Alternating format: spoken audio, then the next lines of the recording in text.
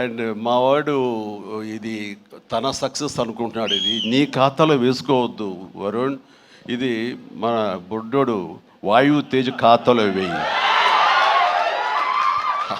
నీ lucky charm వాడు చూసావు. ఇందాక 7 సంవత్సరాలు బట్టి సరైన హిట్ ఇవ్వలేకపోయాను అనుకున్నావు శివ.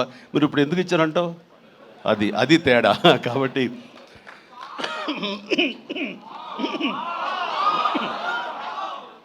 మా లక్కీ చామ్ వాయువు. అండ్ ఇక నెక్స్ట్ మరొక ఈ సినిమా ఇంత పెద్ద హిట్ అవ్వటానికి మరొక స్ట్రాంగ్ రీజన్ సత్య సినిమాలు వరుసగా చూస్తుంటాను. సత్య ఇక్కడ లేడు పాప, అన్ఫార్చునేట్.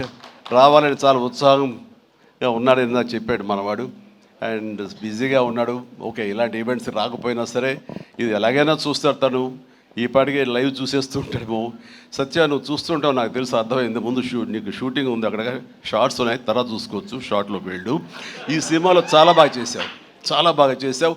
ఎంత అంటే ఏంటి తను అని చెప్పేసి నీ కోసం ఈ సినిమా మరొకసారి కూడా చూడాలంత బాగా చేసావు. నువ్వు నాతో పాటు యాక్ట్ చేసినప్పుడు కూడా నేను అబ్జర్వ్ చేస్తుంటే నీకు లిమిటేషన్స్ లేవు నువ్వు. అండ్ ఆ క్యారెక్టర్ పరంగా నువ్వు ఆ హద్దులు లేకుండా నీ మనసుకు ఏది అనిపిస్తే నీకున్నటువంటి ఆ మిమిక్ టాలెంట్ తోటి దీన్ని అల్లుకుంటూ వెళ్ళిపోతుంటావు, కొత్తగా చేయడానికి ప్రయత్నం చేస్తుంటావు. అది నీ బలం. కాబట్టి ఎలాంటి ఇన్హిబిషన్స్ లేకుండా నువ్వు చేసే విధానం ఉంది, అది ఒక వైవిధ్యంగా ఉంటుంది. ఇంతమంది చేత అలరించబడుతుంది, ఇంతమంది చేత ఆకర్షించబడుతుంది. వాళ్ళందరి ఆశీస్సుతోటి ఇదిగో ఇలాంటి విజయాలు నీ యొక్క ఖాతాలో చేరుతూ ఉంటాయి.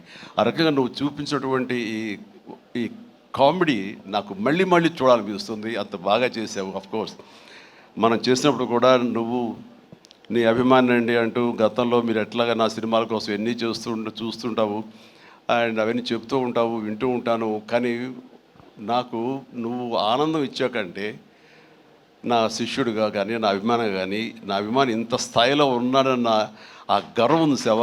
అది నేను కొన్నా సరే ఎలాగైనా నేను మాటలు చెప్పాను, అంత ఆనందంగా ఉంది. Please keep rocking. మీరు ఇట్లా ముందుకు వెళ్తుండాలి, కానీ సినిమాలు మరెన్నో చేస్తుండాలి.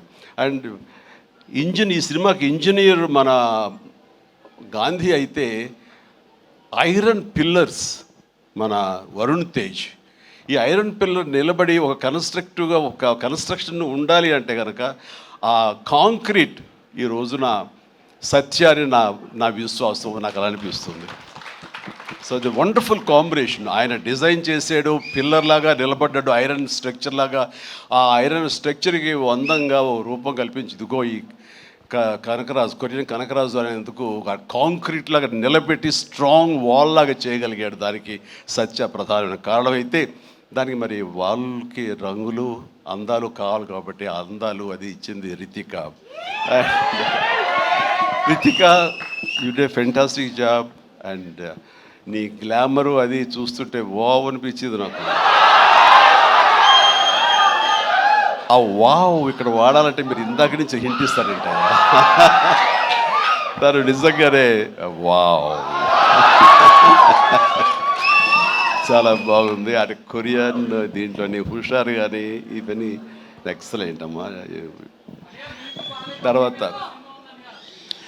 ఇక మన ఇతర ఆర్టిస్టులు పోలిస్తే కనుక నాకు మన ఇక్కడిదాకా ఉన్నారా, వెళ్ళిపోయారు ఆయన, మురళీధరన్ గౌడ్ గారు.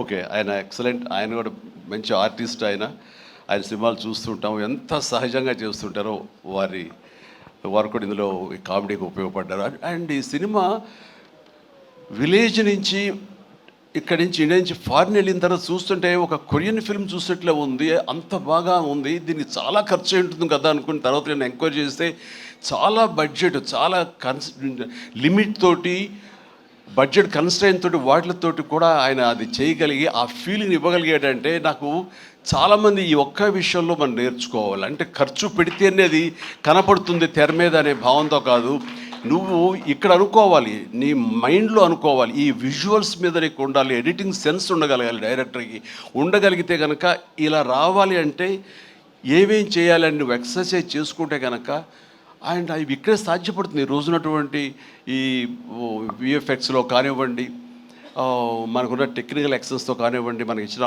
ఆర్ట్ వాళ్ళ సపోర్ట్తో కానివ్వండి, చాలా చేయొచ్చు. కాస్ట్ ఎఫెక్ట్ తోటి చాలా బాగా చేయొచ్చు. ఈ సినిమా అందరూ ఊహించినట్టుగా అంత రిచ్ సినిమాగా ఉంది కదా, కొరియా వెళ్ళిపోయి చేస్తారంటే అది అంత అవ్వాల్సినంత ఖర్చు అవ్వకుండా లిమిట్లో చేయగలిగాడంటే తన ప్లానింగ్, తన భయం, భక్తి, ప్రొడ్యూసర్లు బతకాలి, మనతో పాటు ప్రొడ్యూసర్లు 4 డబ్బులు చేసుకోవాలి, అంతేగాని ప్రొడ్యూసర్ని నలిపేసేసి వాళ్ళు స్క్వీజ్ చేసేసి సినిమాలు చూపించి తద్వారా తన పేరు తను కనిపించాలనే ప్రయత్నం చేయకుండా ఆ రకంగా తను ఈ సినిమాని చేశాడు. ఇది ఒక బెస్ట్ ఎగ్జాంపుల్గా నేను అనుకుంటున్నాను as for as the director is concern, film making is concern. And days కూడా తక్కువలో చేయగలిగారు. మీరు ఫస్ట్ సక్సెస్ ఇప్పుడు ఈ సినిమా హిట్ అయిన తర్వాత ప్రేక్షకులకు వెళ్ళిన తర్వాత వాళ్ళు అందించిన విజయాన్ని మన విజయంగా కాదు, బిఫోర్ రిలీజ్ ఇట్ సెల్ఫ్ మీరు సక్సెస్ సాధించారు. దీన్ని బడ్జెట్ పరంగా అయితే కానీ లిమిటెడ్ టైంతో మీరు చేయటం కానీ దానికి నిజంగా మనస్ఫూర్తిగా అభినందిస్తాను.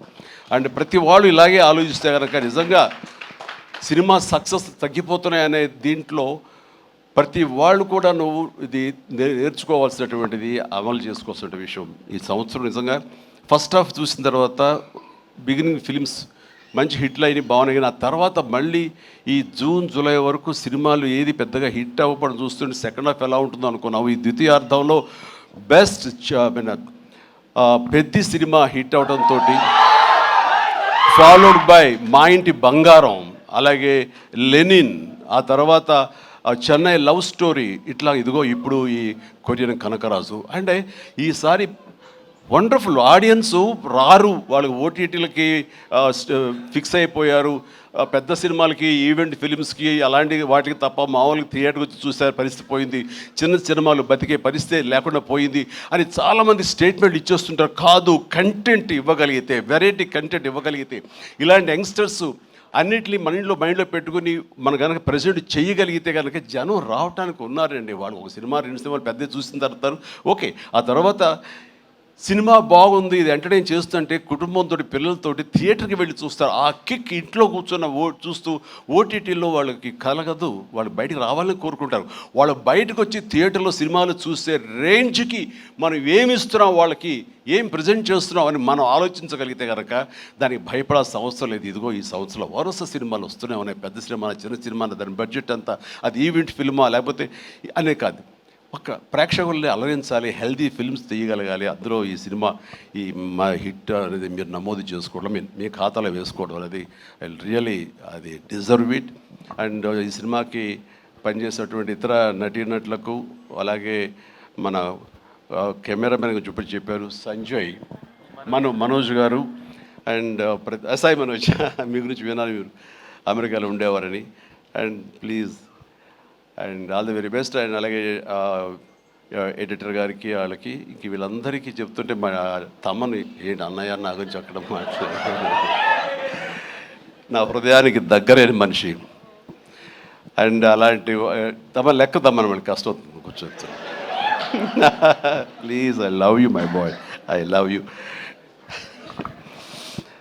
తమన్ను ఒక ఎనర్జీ బండిల్ ఆఫ్ ఎనర్జీ అండి. ఎప్పుడో బోరు కొట్టి తమ్మనికి ఫోన్ చేసి ఎలా ఉన్నా తమ్ముడు, అన్నయ్య ఏంటన్నా చెప్పన్నయ్య వచ్చేయమంటావా, రాదు సదా కాసేపు ఇది అని తనతోటి ఇప్పుడు ఈ సినిమా చేయబోతున్నాను. ఆ సినిమా పేరు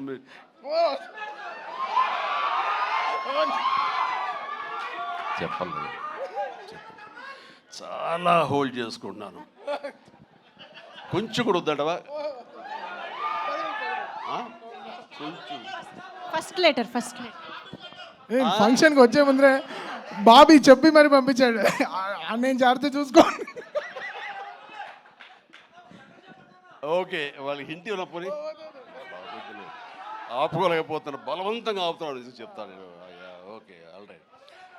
అండ్ ఇందాక డైరెక్టర్ గారు అన్నట్లుగా మేము ఒక బొమ్మను తయారు చేసావు, దానికి ప్రాణం పోసావు నువ్వు అని. నిజంగా ప్రాణ ప్రతిష్ఠ చేసేటటువంటి అద్భుతమైనటువంటి ఒక టెక్నీషియన్ మనం తమన్. నేను ఇదే మాట అన్నాను, మాకు ఈ సినిమా అన్ని రకాలుగా మేము చేసాము అని. నాకు ఈ మధ్యకాలంలో మేము చేసినటువంటి గాడ్ ఫాదర్ సినిమాలో, అండ్ తమన్ నిన్ను నమ్ముతున్నాను, దీనికి ప్రాణ ప్రతిష్ఠ నువ్వు చెయ్యాలి, దీనికి ప్రాణం పోయాలి, దీనికి ఆరో ప్రాణం నువ్వే అవ్వాలి అని అన్నందుకు ఆ సినిమాలో తను చేసి ఆ బీజిఎమ్స్ అవి అంత అత్యద్భుతంగా ఇచ్చాడు ఆ సినిమాలో. అండ్ దానికి ఇప్పుడు మళ్ళీ ఈ సినిమా మన రాబోయే ఈ కొత్త సినిమా 158 అలాగే అంతా కష్టపడి కంగారు పడతావా? అదే ఛాన్స్ ఇవ్వట్లేదు.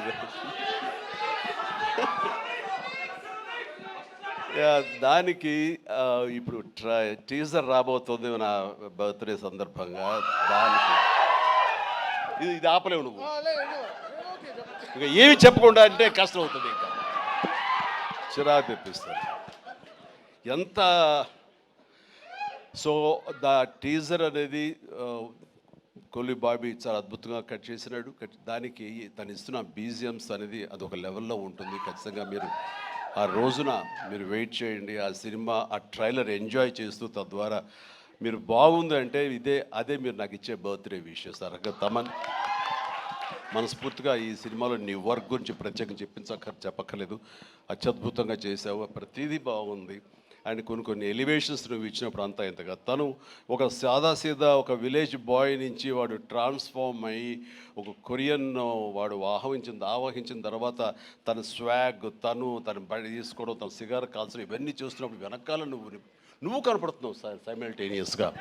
అండ్ అత్యద్భుతం ఇద్దరు పోటీ పడి మీరు కనిపించిన తీరు, ఆ సీన్ను అత్యద్భుతంగా మేము ఎంజాయ్ చేస్తుంది మాత్రం hats off and really I appreciate. ఇక ఎవరి గురించి మర్చిపోయింది క్షమించండి. ప్రతి ఒక్కరికి నా హృదయపూర్వక అభినందనలు. మీరందరూ ఎక్సలెంట్గా చేశారు. కాసర్ల గారు, అలాగే బాయ్ మీరు కూడా. అండ్ కోర్స్ మీ గురించి ఇప్పుడే నా యూసఫ్ గారండి, దావూద్ గారు. అండ్ మీరు కూడా వెనక స్క్రీన్ ప్లేలో మీ యొక్క పాత్ర ఉందని విన్నారు. అట్లాగే ఎవరు ఇందాక నుంచి హాసిని ఐశ్వర్య అంటారు.